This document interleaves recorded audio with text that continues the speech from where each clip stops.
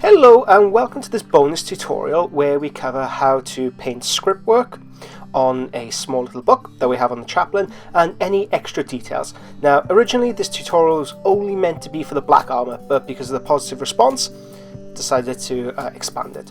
So we begin by painting all the bone areas with birch, and before it dries I'm just mottling some RHINOX hide into the recesses, especially on the book, to give that old appearance to it. If you want to review it, go back to the start of the video. I realise it's quite quick, but it's a wet blend mottling. I'm just using the very tip of the brush to mottle it on. And we can see a similar technique used here on the face. We begin the process by layering CADIAN FLESHTONE, and before it has dried I use coal black into the shadows. Yep, that's right, coal black, not inky darkness.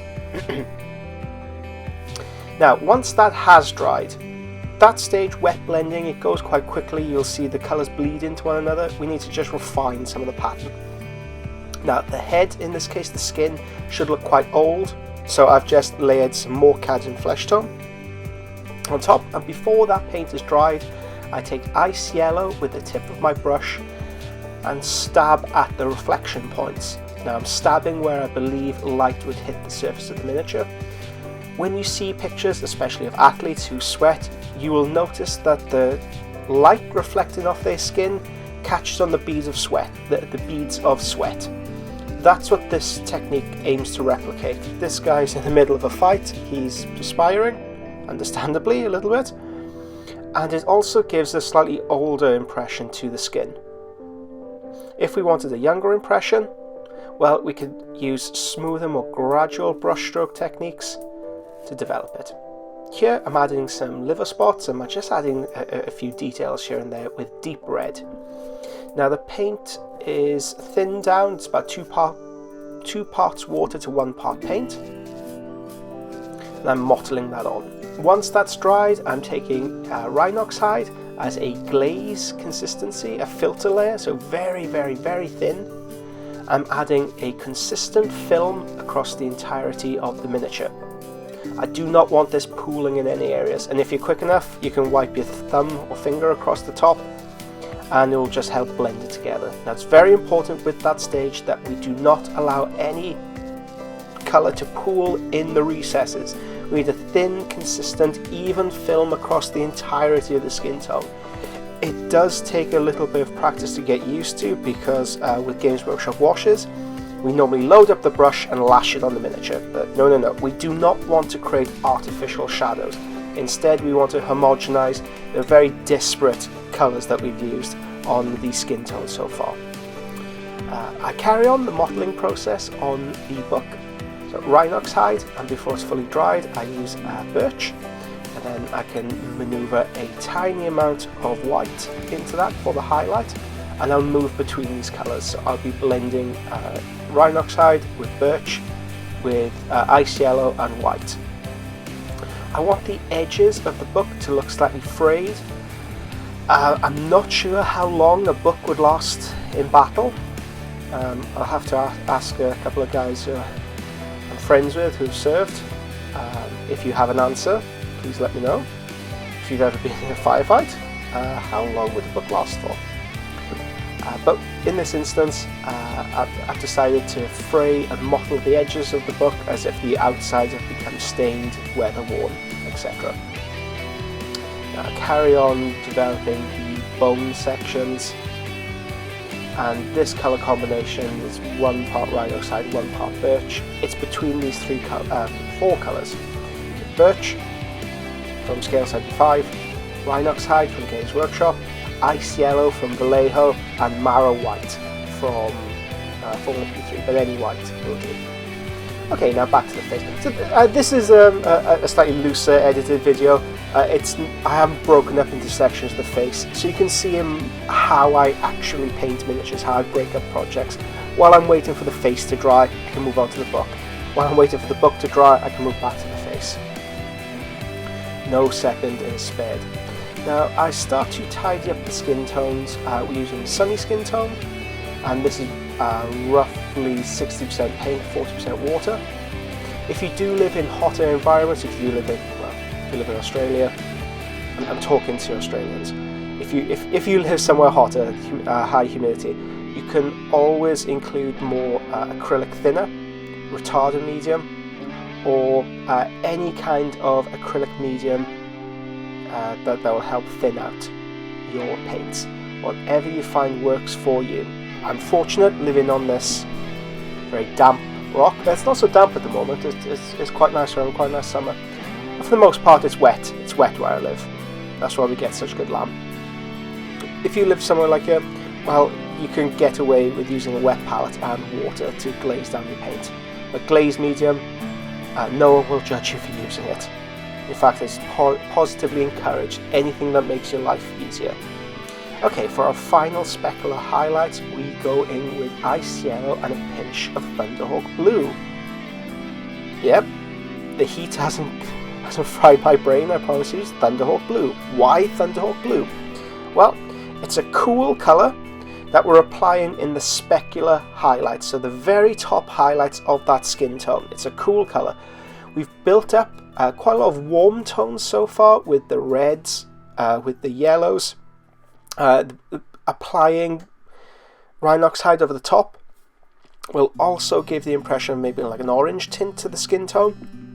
By applying a blue on top, we sandwich that skin tone between the coal black, a cool colour, and the highlight with Thunderhawk blue. It's one of those techniques you just have to take on faith the first time you do it, because it does feel so wrong doing it.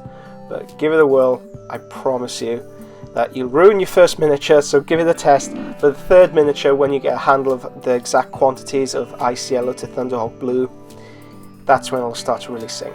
As an aside, if you're working on Necromunda miniatures, I always recommend including a maybe green or a blue top specular highlight, so mixing a cool colour at the very top of your colour range, either a Thunderhawk blue or yellow, Thunderhawk blue or light green typically, to represent fluorescent lighting from above. Those guys, they don't have the luxury of natural sunlight like we do. Okay, let's move on to the book. Take note of how I manipulate the brush.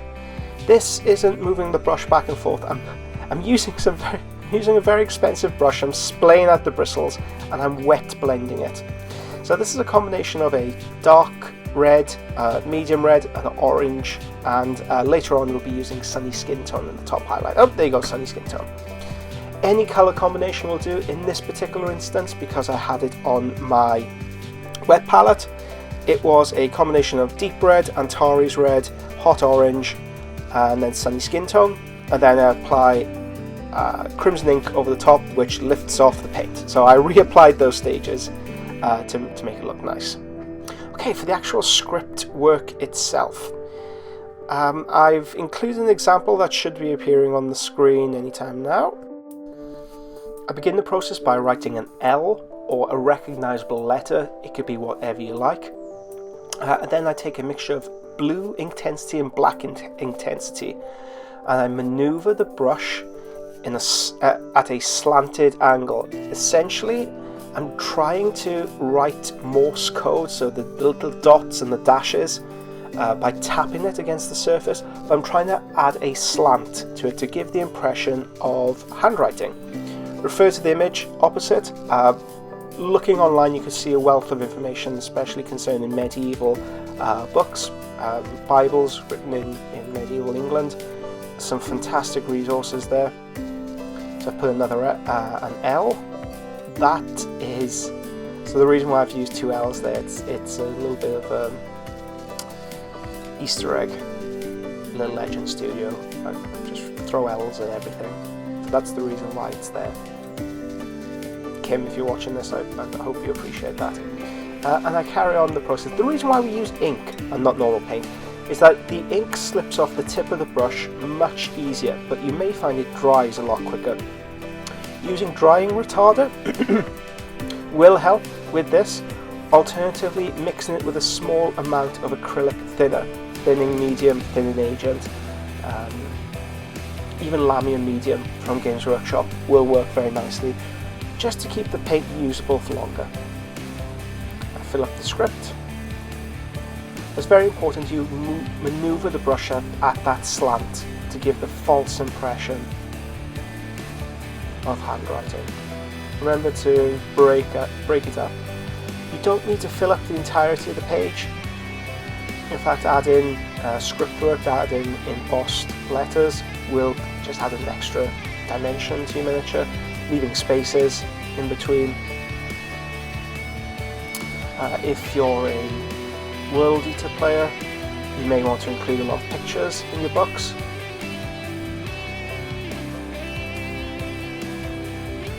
I'll let that linger, let that job linger for you to laugh, space for you to laugh. Shall add a laughter track. So carry on the script work, and voila, beautiful script. And you can apply this to any surface that you use this on. This is a very simple way to go about doing this kind of script work. Essentially, lots of little dots broken up, using the tip of the brush to stab at the surface of the miniature. Oh, the brush itself. I know a lot of artists who really like using the miniature brushes. When you look online, you see Winsor & Newton labelled as miniature brushes. If you've ever bought one of these, you can see that it's not meant for miniatures. They are shorter bristled hairs. Now personally, I haven't been able to make these work in this regard. There are famous very famous painters out there that love using miniature brushes, but it's not something that I've personally chimed with my technique. That's not to say it can't work for you. Always try things, always experiment for yourself, because you may find something that I can't use at all, and it'll be revelatory for you. Because personally, miniature brushes, they don't do it for me. So with the regular brushes, they come with slightly longer hairs, and I find it retains moisture much longer, and it makes this work easier for me. With a shorter bristled hair, the paint dries quicker, and I have to reapply the paint to the bristles again and again and again. It's a rather frustrating experience. The main thing we need to look out for in this regard is the tip of the brush. If the tip comes to a very fine point, we get as much usage out of it as we do a miniature head brush. And we have the advantage of a fatter barrel of the bristles, and we can paint for longer. The paint will be usable for longer. Right, next up we are painting all the gold and silver aspects. I do not waste any time here. I wet blend all the golds. I maneuver between decayed metal and ELVEN gold, and I'll finish off the top highlights with peridot alchemy. But that is only done at the very end. The wet blending process is a mixture of decayed metal, so you can see I'm adding some peridot alchemy up top. It can be replaced with silver. Any light silver will do. When you wet blend it onto the metallics, it will rub into the underlying gold. But this gold, it's a nice, bright, heroic gold. It's not something a word bearer would particularly take. Word bearers, I always imagine having like a necrotic gold. So maybe using peridot alchemy as a mid-tone, or maybe mixing a small amount of green into your usual usual metallic, your usual gold will help you in this regard. But this is an ultramarine, so you want nice, bright, heroic gold. You don't want it necrotic. So if you notice, the golds have quite a lot of yellow to it. Evoking the sun, it's a positive colour, it's a positive reinforcement. You just feel secure in this guy's hands. This fanatical space fascist waving a book at you. Wet blending metallics may be something you're new to. We do come traditionally, Games Workshop, they like working in layers, so they'll put one layer down, allow it to dry, then move on to the next. Wet blending, I still feel in my own technique, it's still in its infancy, but not being constrained to adding layer upon layer, it does cut down the painting time quite significantly, and you're able to achieve some really nice fine blends, especially with golds and metallics. I would highly advise, okay, here's an exercise for you. Everybody in this hobby will have something metallic to paint. Everybody will have something gold. I want you to take a dark gold. If you don't have a dark gold, take RHINOX or a very dark brown, mix it with gold, to create your decayed metal. Take a mid-tone gold, something along the lines of ELVEN gold, something you imagine a hero would have, so quite a lot of yellow involved. Now I want you to, for the highlight, add silver and a small amount of green. And I want you to try and wet blend a shoulder pad for me. I want you to post the results to me. I want you to try that as an exercise. So if you're not doing anything this weekend, tell the family you've got hobbying to do and seclude yourself away from the world. Don't go out and try these techniques. I'd love to see what you come up with. And that's it. Those are the details for the chaplain. Now, you will need to do the base, obviously, but we've broken the back of this project. You've seen the most pertinent details of this. Thank you very much, guys, for watching. And if you've enjoyed this video and you feel somebody else can benefit from this, please feel free to send a link to the Patreon for them. We've had quite a lot of growth this month. It's great to see people finally coming back indoors from the nice weather and actually spending some quality time with their miniatures.